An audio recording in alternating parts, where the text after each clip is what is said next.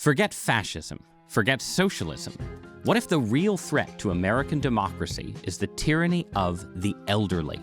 America's leadership class has grown very, very old. Questions about Senator Mitch McConnell's health are only growing. Senator Lindsey Graham from the state of South Carolina has died. With images of his bruised hands covered in makeup going viral, President Trump is now defending his health. And the rising generation seems to feel like their elders are hoarding the American dream. Boomers ruined the economy for us. College is unaffordable, healthcare is unaffordable, gas is unaffordable, utilities is unaffordable. They inherited the greatest economy for the working class in, quite possibly, the entirety of human history, and they it up in a few decades. My guest this week is a Yale Law professor and the author of Gerontocracy in America, a new book that argues that the concentration of wealth and power among older Americans is our least discussed crisis.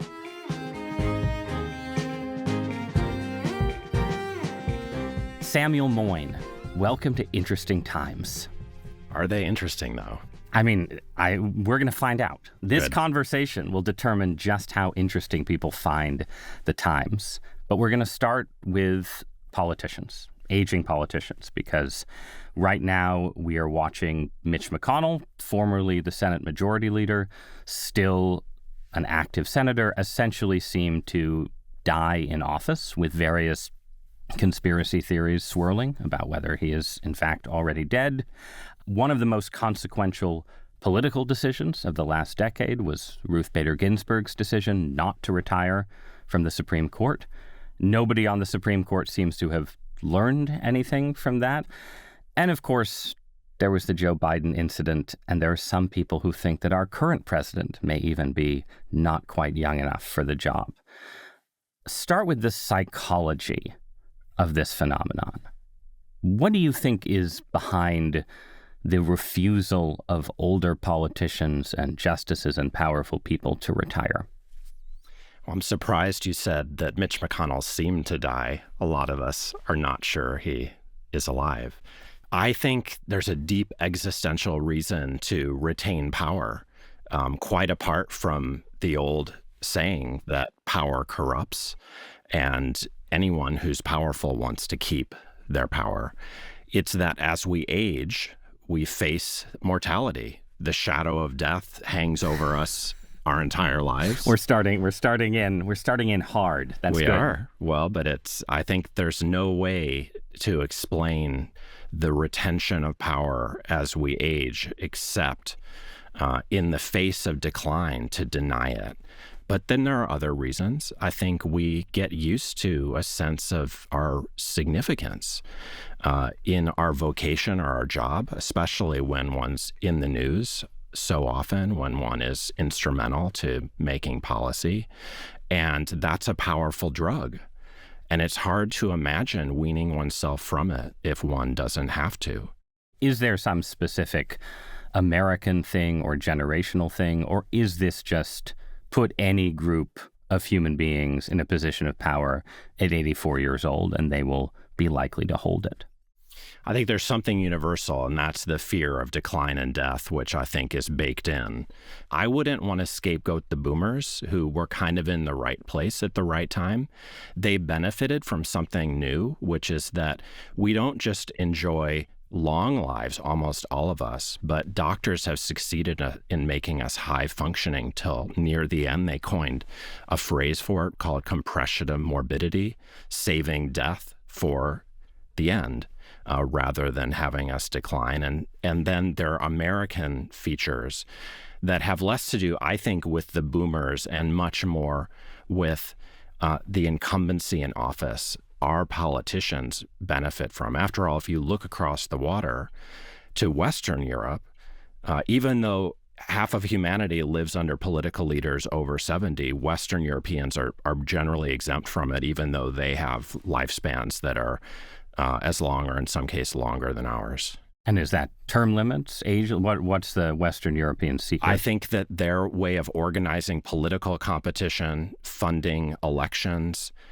and governing parties has a lot to do with why, in general, they have not had the gerontocratic crisis in the political class that we have done.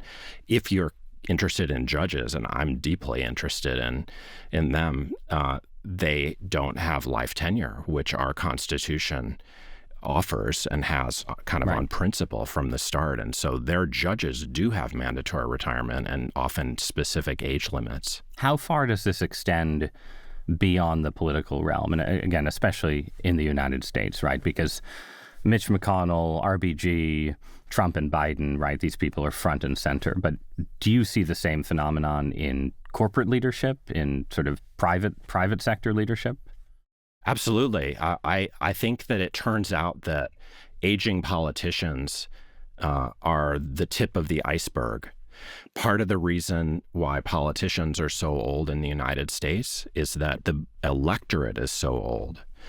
And then wealth in a lot of its forms turns out to be age-inflected.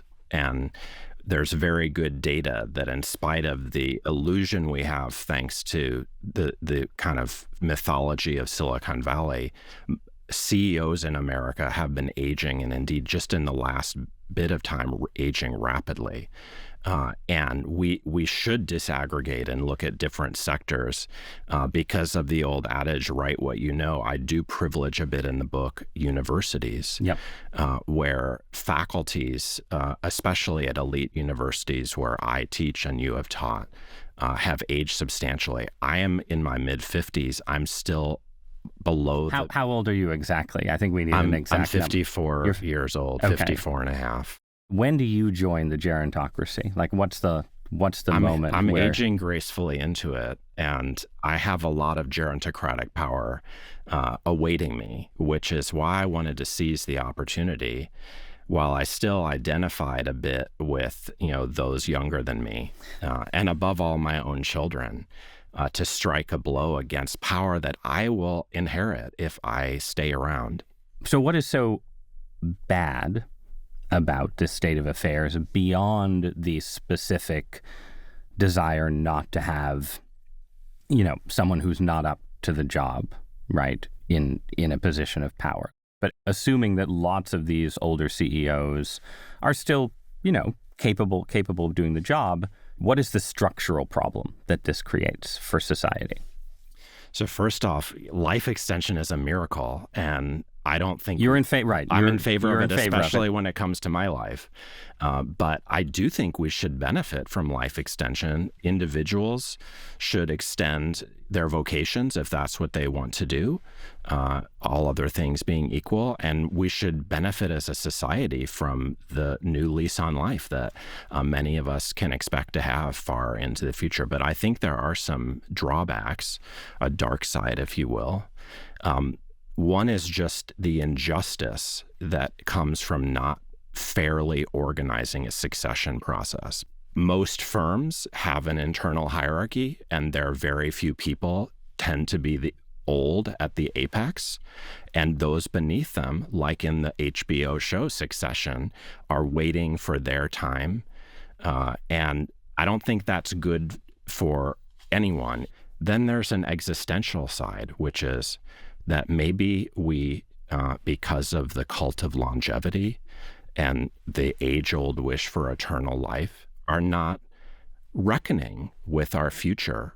And we're holding on in spite of the other things we could be doing in a last chance to reinvent ourselves from, like, taking advantage of the extension of life, right, which grants us potentially an ideal retirement, not just hanging on for dear life until death comes. So the gerontocrats themselves are moral, philosophical, existential victims of the system, in the sense that they are encouraged to remain with power instead of confronting themselves or spending time with their grandchildren, or both. I believe so. And we wouldn't want to miss that a gerontocratic society tends to produce policies that often hurt elderly people a lot too, especially when older people control the political system.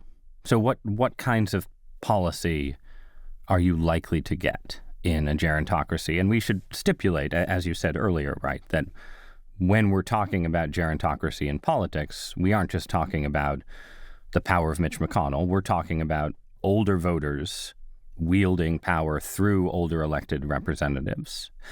How does that, in your view, shape and warp public policy? I think this is probably the most important question, because it wouldn't matter how old the politicians are if they're still government, not of, but by and for the old. I think that we become more conservative with a small c as we age. Some people are conservative as youths. Many people become more conservative. Some are born to it. Some have it creep upon them. That's right. I've given myself a lot of room to, move right. But again, my point is not about left-right. It's about do we think change is about good. Stability as the most important thing, about the protection of what we've painstakingly acquired. Do we think about the future in the same way a younger person would? And I mean, there's an ancient debate. Cicero, in really the greatest defense of older people in power ever written in our tradition, says that older people plant trees for the future. Well, they don't. Aristotle says, no, older people live in memory rather than hope. And when we look at specific issues, we find that the older you are, the less likely you are to prioritize climate change as a policy area. Take immigration, which I think is an especially fascinating one. We should note that, older people are whiter to an extreme extent. And we also know that older people, as they age, tend to be more and more hostile to the welcoming of newcomers to the country. And of course, that's true across the Atlantic, not just in the United States. Now, we could get into whether there's a need for border control and immigration restriction if you want, but I'll just observe that as we age and we need care, someone has to fund it in a context where there aren't as many young people being produced. And someone has to do the caregiving. And so there's a very credible argument, I think, that more immigrants would actually help older people as they age, and yet they're the ones most against it. So these are ways in which essentially a gerontocracy skews right in its politics. So on government spending, yes, what do you think the net effect of an older skew is? And because it seems like you could say, well, it also skews conservative or Republican because old people have more resources. At the same time, the American welfare state, built by your left-wing forebears, right, is designed heavily around retirement protections, Medicare, Social Security. These are the third rails of American politics. What do gerontocrats want when it comes to taxes and spending? I think that's a super point, and it's really important to say this. It's not that the old are on the right. They may be small c conservative, but that is true of aging liberals too. As an example, the No Kings protest, especially as they continued, became more and more white and gray-haired in their constituencies, and we could argue that following their old standard bearer Joe Biden, they were nostalgic in character, looking for a kind of status quo anti-Donald Trump, preferably a kind of more liberal version of the 1950s and 60s, the glory days in which many boomers were involved, of civil rights activism, maybe anti-war protest. But the side you're raising is entitlements, so-called. And it is true that older people tend to be fanatical about the protection of their entitlements, no matter the budgetary consequences. I think it's sad that the concerns I'm voicing for fairness to younger people have generally been mobilized by those who want to get rid of those entitlements. When, to me, a more obvious approach to not just guaranteeing entitlements, but expanding the care that older people need and that Medicare doesn't cover would be raising taxes. But no matter whether they're left or right, most older people tend to be, let's say, concerned with taxes. And I think it's no accident that the gerontocratic era of American history has been the era of tax revolts. Let's go a little deeper on the material side, right? Because it's not just about Medicare and Social Security and taxes, right? It's also that whereas when the welfare state was first being constructed in the New Deal era and so on, old age poverty was sort of a central zone of poverty in the United States.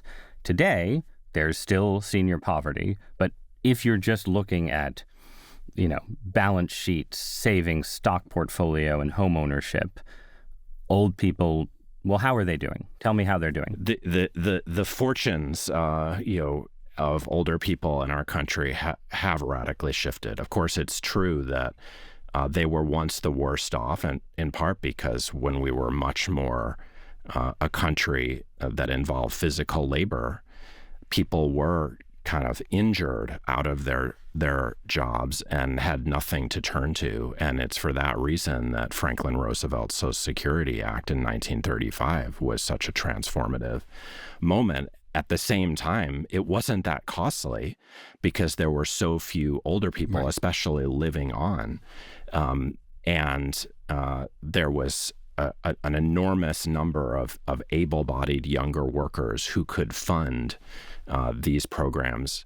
That's not true now. But while it's important to acknowledge how many older people there are who are poor, the rate of their poverty is no greater than any other cohort of adults. And of course, they're way better off than children. Donald Trump's One Big Beautiful Bill cut SNAP benefits for children in poverty. And so if we're concerned about poverty, we should maybe look a lot more than we have at children. Older people, especially when you get to the upper echelons of the class structure, have been the great winners of the latter part of the 20th century, in part because of some asset bubbles, in part because of all the special privileges that have been built into our tax code, and in part because of the abolition of mandatory retirement. Why was mandatory retirement abolished? Well, it was abolished across the country due to the AARP and a federal law called the Age Discrimination in Employment Act that was revised a few times between the 1960s when it was first written and the early 1990s, and essentially in all but a few sectors like air traffic control or airline pilot. Mandatory retirement was made illegal. So what we call the age wealth gap has been expanding, meaning... Give me a couple examples of what are the specific benefits that seniors get in our system in terms of policy that you were just referencing with, let's say, home ownership or something like that? Well, I think it largely consists of tax breaks ever since kind of California started the property tax revolts of our time. The outcome of many of our tax laws has been to immunize older people's possessions from taxation, which once would have been a very noble cause given that they've lost income. But as a result of some of these asset booms, these aging Americans are sitting in very nice houses, the best there are. They're blocking the construction of new housing for everyone else, including senior appropriate housing. And it might be true that many of these relatively wealthy older people can't access their wealth because it's tied up in a house, but they've created an incentive structure where they don't want to sell. And so it's a kind of perfect storm that's resulted in a lot of injustice. Just as a larger generalization, do you think there's any evidence that boomers fading, going into the silent generation have been stingier with their children or less likely to sort of pass on resources while they're alive than prior generations? I don't think so. I think, generations do have different experiences, which can lead them to behave differently in the aggregate. But from what I can see, the boomers were just like the rest of us, just in, a particular time and place, especially with some like early good fortune and then some asset bubbles along the way that benefited them hugely, that have made them the standard bearers of gerontocracy, but we will all inherit it from them. Do you think that the millennial generation in particular, like there's an ongoing debate about the how screwed are millennials debate, because this was a generation, or at least part of a generation, that came of age around the Great Recession. They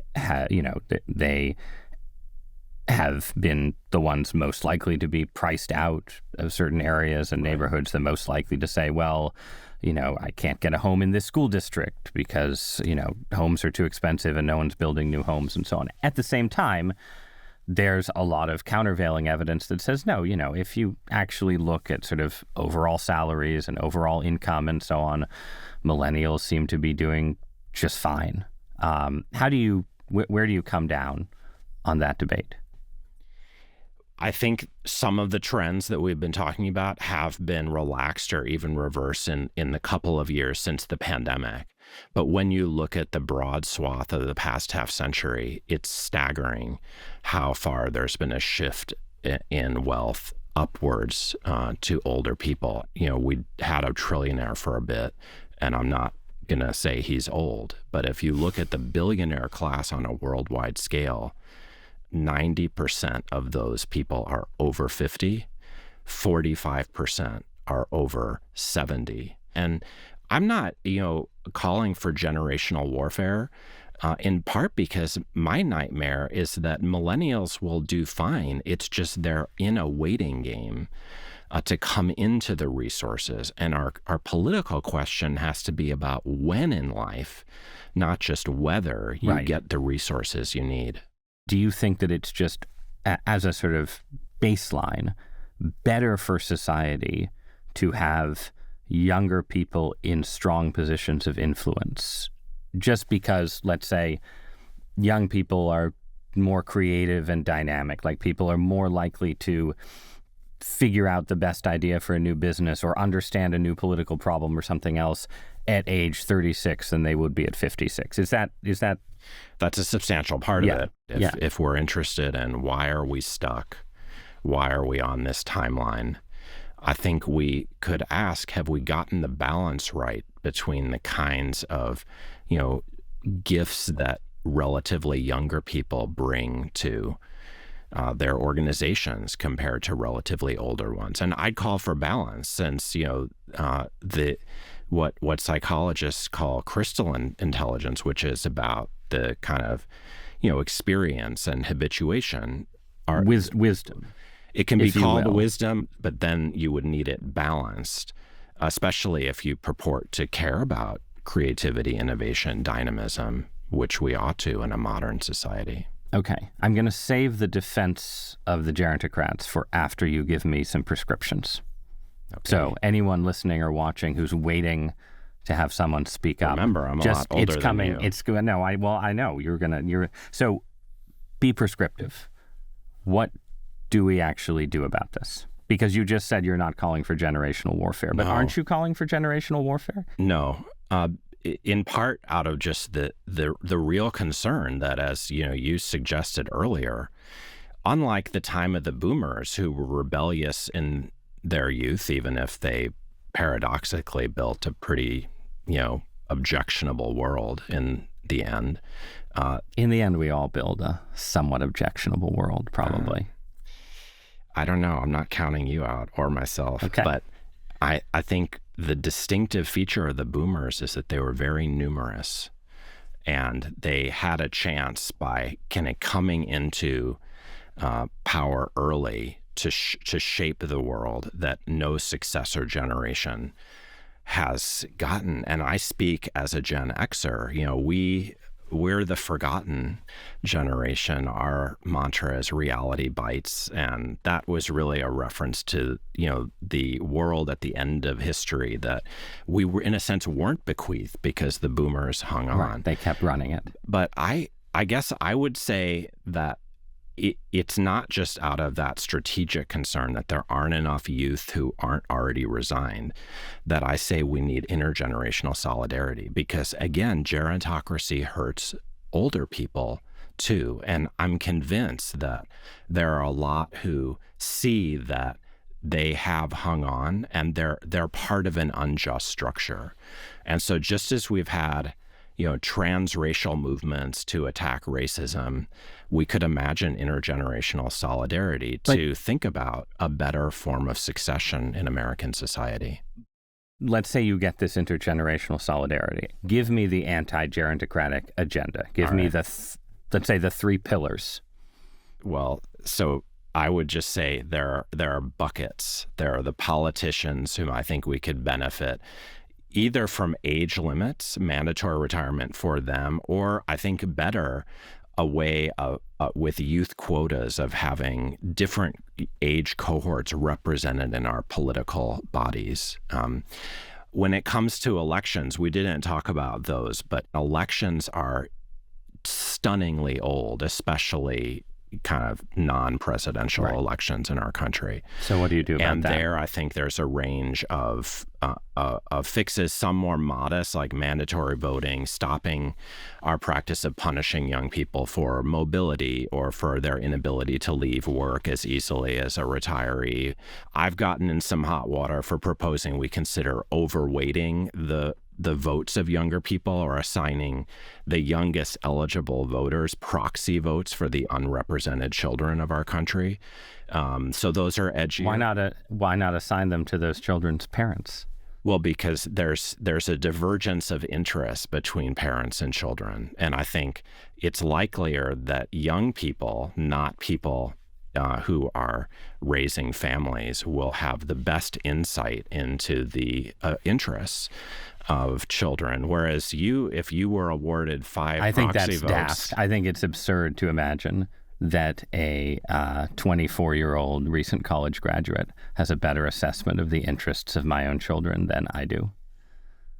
I say this with all due respect to 24-year-old recent college graduates, of whom I hope to be the parent of in 9 years or so. I think parents generally confuse the interests of their family with the interests of their children. And part of our goal, I think, as parents, but also as a society, is trying to make sure that children aren't the hostages of their parents as much as we rely on parents to raise them. In my experience, parents are more likely to be the hostages of their children. But look, I would love to live in a world where you and I sat down at the bargaining table, right? And we're trading, your weighting of votes for 20-somethings for my extra votes for parents. In practice, in the United States, where we have a system of one person, one vote, we have various constitutional issues, and then we just have sort of, no one in Congress is standing up and proposing giving parents votes for kids. This seems fun but fanciful. Yeah, right? I just said, let's throw the edgier ideas on the table. I will mention we already do have weighted voting. Those who happen to live in less populous states have votes, not just because of the Senate, but because of the consequences for the Electoral College that are not one person, one vote. But if we accepted that we have such a thing, maybe we could experiment with it more. But I agree with you that, if in the short term, we're dealing with more actionable proposals. So just to turn to the last bucket, that involves, wealth and the obscenity of having the age wealth gap that we do. And there I basically, aside from proposing mandatory retirement for those retaining jobs in many sectors, I basically think we should rethink our tax code. And far from, punishing the worst off seniors by stripping them of their badly needed entitlements, we should fund them better. And we should just recognize how well off many seniors are and to redesign our tax code to catch up. Okay. I have more questions about the realism of this, but just at the level of existing political factions. You are on the left. Your book has been reviewed by a lot of people on the left, and there is a running left-wing critique, which I will offer to you, which basically says no matter how much you are trying to cover yourself and present this as just, I'm going to tax Elon Musk and a lot of 80-year-old billionaires and we're going to redistribute and it'll be great, you are still scapegoating the part of the population that has benefited from the welfare state that liberals built. Right. And in so doing, you are handing ammunition to the right, to libertarians, to budget cutters. And that really all that a good leftist should say is the old have what everyone else should have. Right. So how do you respond to that critique? So I'd say, we have to distinguish the description of what we're living through from our prescription of what to do about it. The left view often on the more descriptive first side is to say age isn't really why there's an advantage in the United States. It's just class. And that's easy to dodge because it turns out that you can't understand class today without seeing how it's age inflected. Right. Class advantage compounds. Exactly. Right. And I'm sensitive to the criticism that my ideas could be easily mobilized to scapegoat older people and hurt the wrong ones.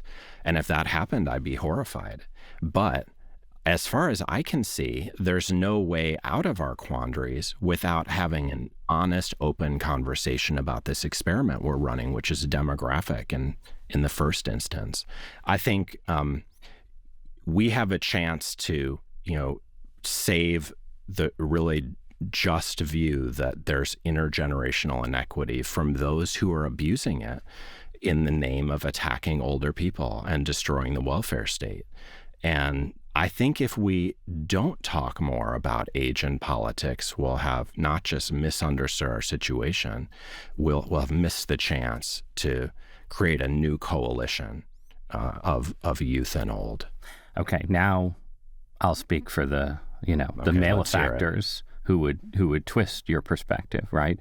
It seems like from a right-wing perspective, if you start with your analysis, you don't have to become Paul Ryan tomorrow, right? But if this is your perspective on the world, you should not just want to impose crushing wealth taxes on entrepreneurs or something. No, we're dealing with a society that redistributes through the welfare state resources upward to people who are not dynamic and productive. We should be means testing Medicare and Social Security so that older people who are well off, aren't getting benefits that they don't need. We should be, stripping out regulations that prohibit building new housing of the kind that you mentioned, right? And you can go on from there, right? Like, why doesn't this analysis make you, a man of the left, more libertarian, a little more Paul Ryan-esque? Well, I do want to insist that we should have policies that are aimed at least some of the time at unleashing our capacities and stoking innovation. Where I might differ from, some other podcasters at the New York Times is that we're not just concerned about abundance and novelty with economic innovation and economic growth. But where I think I'm going to differ most with the libertarian or neoliberal POV you're rehearsing now is that there's still this question about the floor of care to which everyone's entitled, especially as they age. And there are lots of ways of making that not just less costly, but more generous. And we really should. I think we could get into some. But to get that uplift, right? Yes. You need growth and dynamism. You need money that, given our budget deficit picture, we don't have at the moment, right? That's so right. somewhere Absent in there, raising taxes. right? Well, you can get it from raising. You can fix part of the fiscal picture again by raising taxes on some of the wealthy old. Yes. But you still need to sort of generate economic energy, right? You do. And that is, why is that not a deregulatory, abundance-oriented mission? Well, it is, but I think you're now presenting what I would hope it turns out to be a false choice between deregulatory and regulatory policies on the one hand, and generating the funds to pay for care on the other. I don't see any conflict between those two missions. It's going to be really hard work, but if we abandon either, we're lost. Is it possible, in order to get that kind of politics, to have younger Americans think of themselves as a constituency, as like a politically engaged constituency, sort of unto themselves, in the way that like the AARP did for seniors? Because it seems like for your politics to work, you again, I do think you would need a kind of sense of intergenerational warfare as part of politics. I think that's very fair, Ross. I mean, I do think maybe our biggest political problem is the alienation of younger people from the political system. I see it in my own daughters. My children, college age, have inherited a world they think is irreparably broken and beyond redemption in many ways. And I think that's a tragic thing. So we do have to imagine them angrier than they have been. Also, if they could be activated in the way you're envisioning, they could see the need for establishing cross-generational solidarities, because not just for strategic reasons, but on principle, they could be, a kind of new universal class, thinking of themselves as acting for the sake of everyone. I wonder, though, if it almost isn't the 35 to 45-year-olds who are more of the challenge, in the sense that, you can, young people may be apathetic, but it's sort of natural for the 20-something to think of themselves as kind of oppressed by the weight of the world that older Americans have built, right? Whereas it's people like in the thick of it, like in the midst of their working lives or their family lives and so on, who seem less likely to think of themselves like as a class with sort of coherent interests. Absolutely. I feel bad, as even in our conversation, that it's easy to slip into a dichotomy of age versus youth, but actually it's age versus everyone else. And that would, most of all, from my perspective, include the broad middle of those in the prime of their lives, who are under-resourced, who are stagnating, and haven't been bequeathed by their elders, whether within their families or on a social basis, with, in a sense, their inheritance, which is resources when they could most use them to make our world a better and more creative place. Okay, now let me speak on behalf of those elders, right? Because I think the argument that would be made by them and on their behalf is that what you call unjust hoarding, or sort of holding on to houses that you should sell, or stock portfolios that would benefit your kids, is, one, a rational preparation for a world where whatever you do in your professional life, you're going to live longer than anyone has in recorded history, right? Yeah. And you need resources for that future.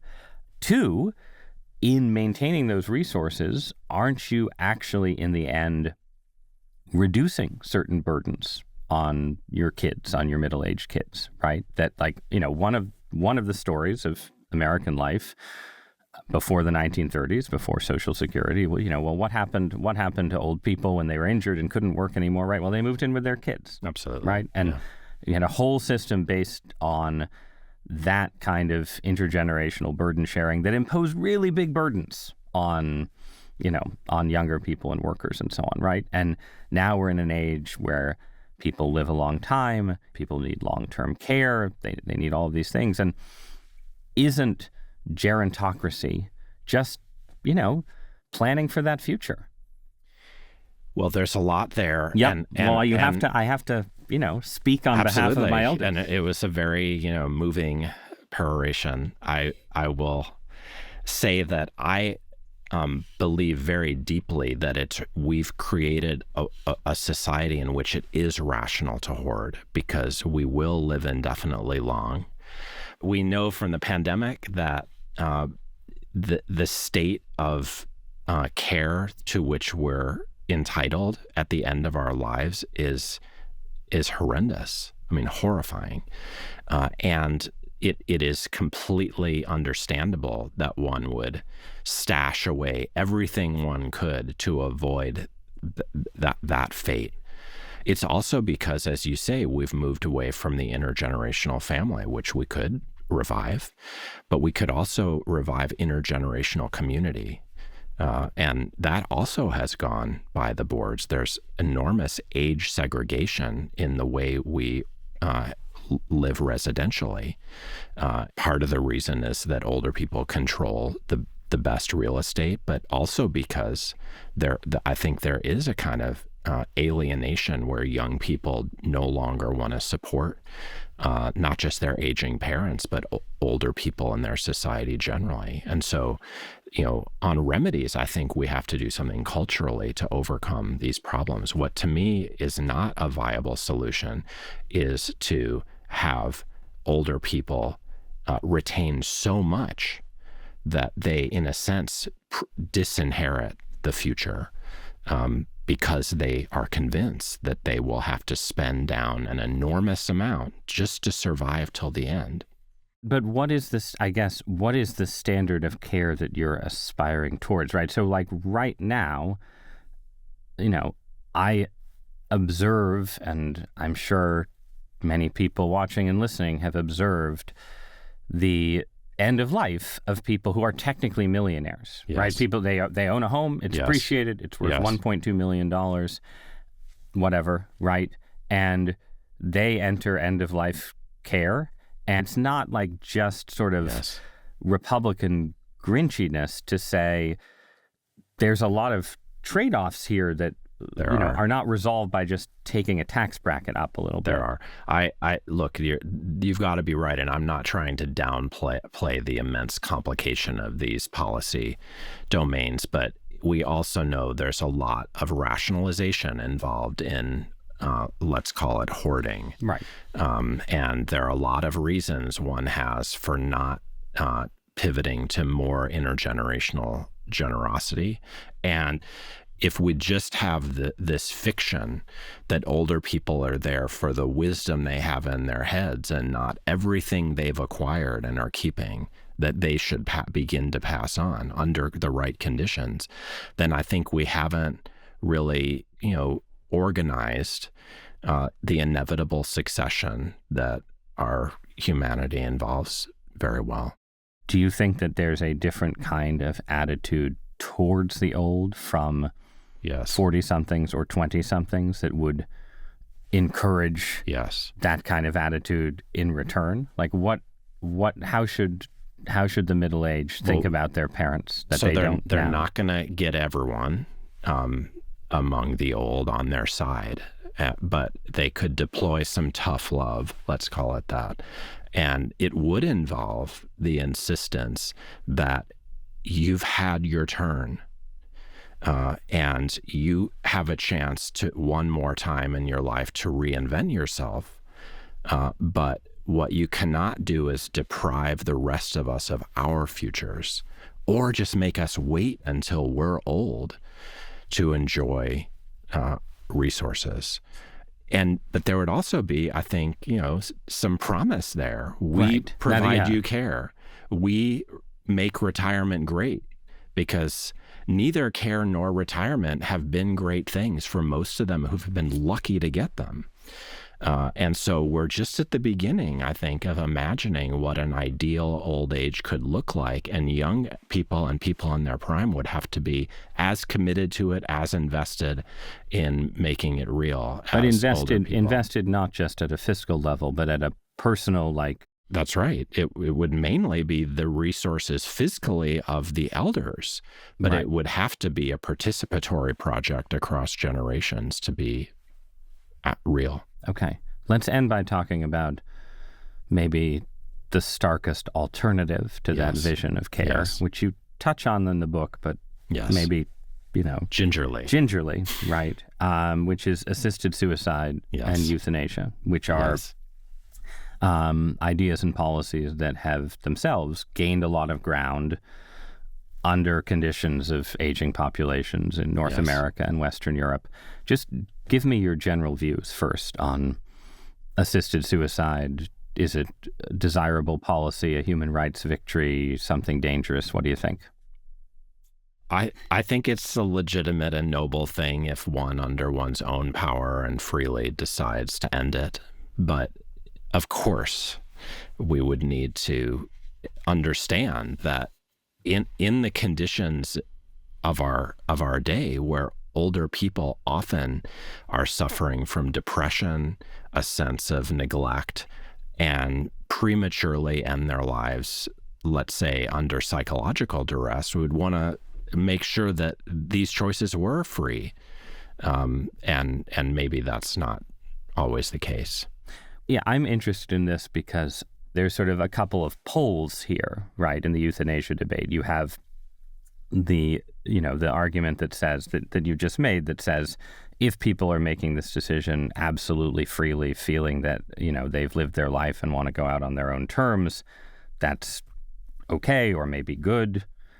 Or if they are sort of, suffering from depression, poverty, all these kind of conditions that sort of render them incapable of making the decision, that's not ideal. But I think just based on what you've been describing in this conversation, there's a middle zone, right, where you basically feel a kind of pressure towards euthanasia, towards assisted suicide, like you don't want to burden your children and your grandchildren, right? And so you end up feeling a sort of pressure to go out as soon as you're not, sort of not in good shape, right? Yes. It seems like that could be the way that societies end up reconciling these difficult forces. They say, look, we're not going to take away your big house or your comfy retirement. We want you to enjoy all those fruits.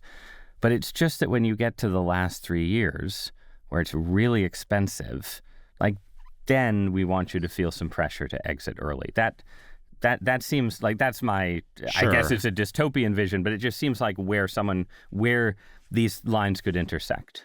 Sure. So it's a credible nightmare scenario, but it would be a travesty of my views. I'm not imputing it to you. No, I understand. I wonder sort of if you have a gerontocracy that sets up a system of assisted suicide. Yes. What does that look like, I guess? Well, I would just contrast it with a utopia, which seems to me, more plausible to achieve in real life, which is that we insist that as we age, we never become a burden or useless. It's actually our ancestors, some of the pre-moderns I talk about in the book, who did have euthanasia, even like euthanasia accepted by the aging when they were burdensome. We live in circumstances in the wealthiest country in the world that we should never tell anyone that they're a burden. On the contrary, we have the resources to, as long as doctors can perpetuate life, not to, provide immortality. That's Brian Johnson talking for an elite, but at least to provide care to the end. Would you rather die as a burden on your loved ones, but while being cared for, or relieve them of that burden? if I'm only a burden, do you want to be a burden? I definitely want to impose a lot of burdens on my children to take care of me in the future, and I am already talking about it. They are critics of my hoarding of books, among other things, and insisting that I divest myself of those things so that they don't have to. But I think it's eminently just for me to be a burden on the future, on my own children or my society generally. If there's a point at which I'm nothing but burden, including to myself, because I have nothing left to, create or explore, then maybe I should have the choice to exit on my own terms rather than in some other way, because there will be an exit. How did this play out for your own parents? And did you have profound conversations about gerontocracy or personal conversations about intergenerational obligation with them? I have not with my father, to whom my book is dedicated, who died long enough ago that I didn't have the chance. My mother is still alive and thriving in her 80s, and we have talked about it now and again. My father-in-law, who did recently pass away, we talked about these issues all the time because he was a realist. But I've also had the benefit of going to his synagogue and talking to many people who are actively, as aging Americans, thinking about these issues every day. And I think it's been a kind of fascinating conversation to interact precisely with, not so much in my own direct family, but with older people generally who are all over the map on these matters. And I get as much fan as hate mail. Well, you and I, like everyone, will reach a point of greater familiarity with these dilemmas. But for now, Sam Moyn, thanks for joining me. Thank you, Ross.